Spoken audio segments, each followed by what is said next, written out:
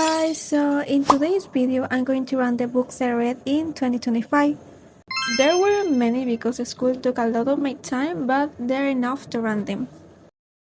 Warning, this is just my opinion. I don't intend to offend anyone with my ranking. You're free to agree or disagree with me. Another important thing is that this is my first video speaking English. My first language is Spanish, but I'm making these videos to improve my English pronunciation. So now I'm going to explain the tiers. The highest tier is I think about this book every day. In this space, I put the unforgettable books, the top of the top.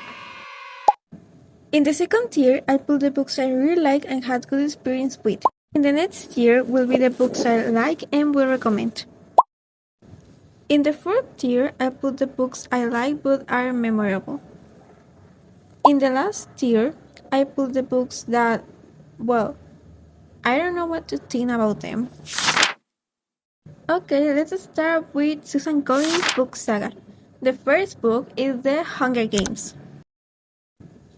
This tells the story of Katniss Everdeen, a girl from District 12 who volunteers as tribute to save her little sister from the Hunger Games. Games that are held every year where each district must offer one boy and one girl to fight in an arena until only one is left standing. This book was a Christmas gift from 2024 and it became my favorite book, especially because it's a reflection of our society and how certain people consume too much while others barely have enough to survive. It's a book everyone should read at least once in their life. Plus, it has many symbolisms throughout the books and the movies. It's totally worth it, so I'll put it in I think about this book every day. The second book in the saga is Catching Fire and it tells us how Katniss is living her life after the games. It introduces new characters and opens a new plot that we develop throughout this book and the next one. I like that Katniss' character keeps developing, so I'll put it in I think about this book every day. The third book is Mockingjay. This book is more political, has a different vision, new characters, and a new Katniss. I love this book, so I put it in I love it. The fourth book is about Songbirds and Snakes. This book tells the story of President Snow, who throughout the entire saga is shown the main antagonist, the one who wants to keep the games with cruel and inhumane practice. In this book, we see a bit of his backstory, which explains why he has so much hate for the districts.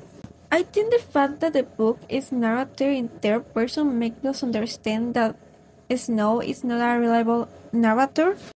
And it's a very brilliant idea by Susan Collins, so I put it in I think about this book every day. The next book is Caraval by Stephanie Garber. This book combines magic, family relationships, betrayal, panic, and love all in one place. It tells us the story of two sisters, Scarlett and Donatella, with very different personalities, who live under the care of their abusive father on one of the conquered islands. I honestly don't know how to explain this book. Too many things happen and I don't want to give you spoilers, but you have to read it. It's one of the best books I read. It's entertaining and has plot twists that leave you thinking. So I put it in I think about this book every day. The next book is The Seven Husbands of Evelyn Hugo, written by Taylor Jenkins Reid. This book tells us about the rise to fame of Evelyn Hugo, a Hollywood actress for the 50s.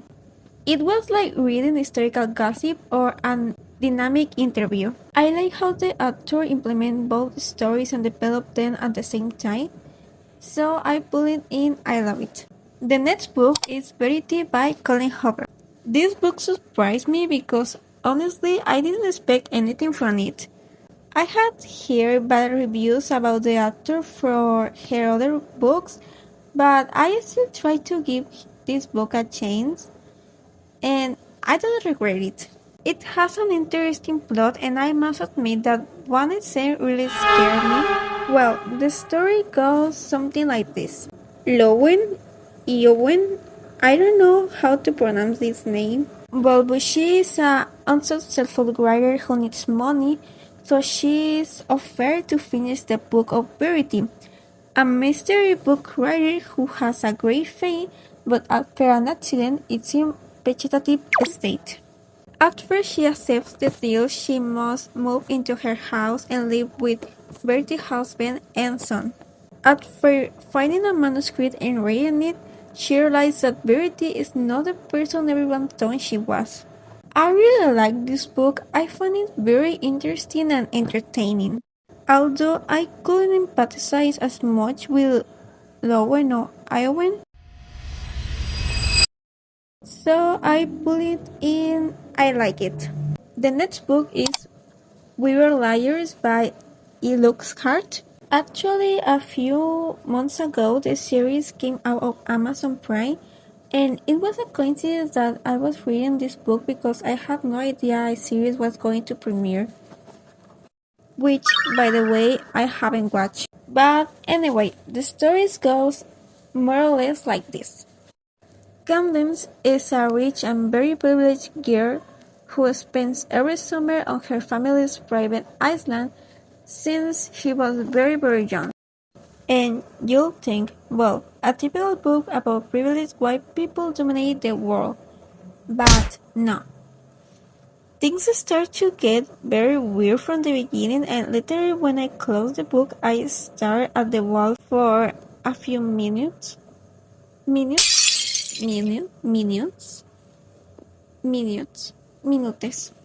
I really like the narrative, the personality of the characters, and the plot itself is interesting, but I wasn't completely convinced by the ending, so I put it in I like it.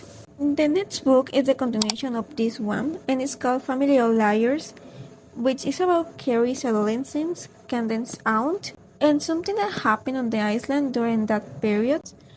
I like the narrative and the way it addressed problems, plus it helped me better understand the characters from the first book and empathize with many that hadn't mattered to me at first. It was a pleasant read. I put in it, I love it. So now let's go with another book saga, The Housemaid by Freda McFadden. The first book tells the story of Millie who looks for work in luxurious house and gets one at Nina Winchester's house. What seems like a dream job turns into a nightmare. Starting with the fact that her room is a small attic with the lock on the outside. Quite disturbing. I like that this book is easy to read and very entertaining. I think I read it in 3 or 4 days. It has a plot twist that can surprise many and bore others.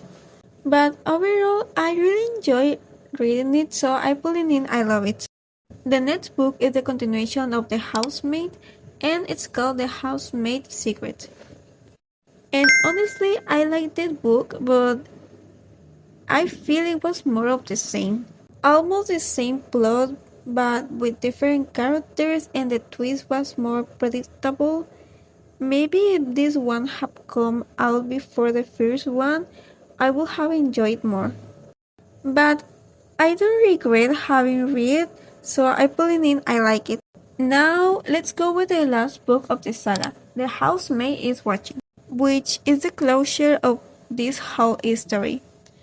I put it in nice because for me the other two books were better, and this one had mystery scenes and a promising plot, but I feel it wasn't well executed in certain parts, which made it lose a lot of credibility. Still, I think you should read it to close out the saga. The next book is Harry Potter and the Philosopher's Stone by J.K. Rowling. I wanted to start in the Harry Potter world, and I thought it was a good idea to read the books before watching the movies. That was like 6 months ago, and I still haven't finished the second book. But anyway, the book didn't disappoint me, but being Harry Potter and from what I hear about the saga, maybe I expect more.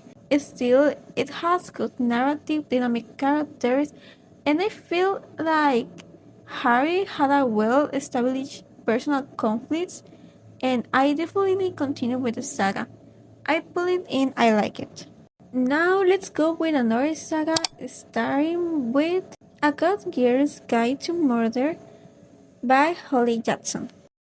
The mystery books are one of my favorites, so I decided to read this book and I don't regret it. It has a narrative and creativity that make you feel like you're part of the history and make you think that everything that's happening is like a documentary. This book narrates the story of Pippa, a student who, for her final project, has decided to find Andy Bell's killer, something very casual for high school students. So I put it in, I love it. The next book is God Girl Bad Blood. I also really like this book. It tells how Pippa feels after everything she experienced in the first book and offers a new plot that I think is a good continuation to the first book. So I put it in, I love it. In the third book, As Good as Dead, we can see how Pippa has changed over time. It also has a new plot that connects with the first and second book, and what I really like is that you will realize everything is a change. So I put it in, I love it. Now let's go with the last two books, which are also a saga, but I didn't have time to finish the whole saga before the end of the year. Well, the first book is The Duke and I by Julia Quinn. I started reading this book because I want to watch the Bridgerton series, although I think they changed a lot of things in the series. Still, it was a pleasant read. I don't read romance books very often, but where I do, I enjoy them a lot. I like that the characters weren't flat. They had a well-formed story and an internal conflict. I especially like how the protagonist's relationship grew and improved over time. So I put it in, I like it. The last book of the year to close with a flourish is The Viscount Who Loved Me. At first, it was difficult to adapt to a new protagonist after the first book, but after a few pages, I realized that I liked this protagonist more. The story had similarities to the first book, but I guess it was because of the era it's narrated in. I got excited reading some pages, and it also left me thinking in others. Overall, it's a pleasant and fun read, so I put it in, I love it. No book displeased me enough to put it in I don't know, so for now it's just failure. And well, we have reached the end of this video. I hope you like it a lot. If you have any recommendations, you can leave them in the comments. And remember, this is just my opinion, I don't intend to offend anyone. See you in next video, bye!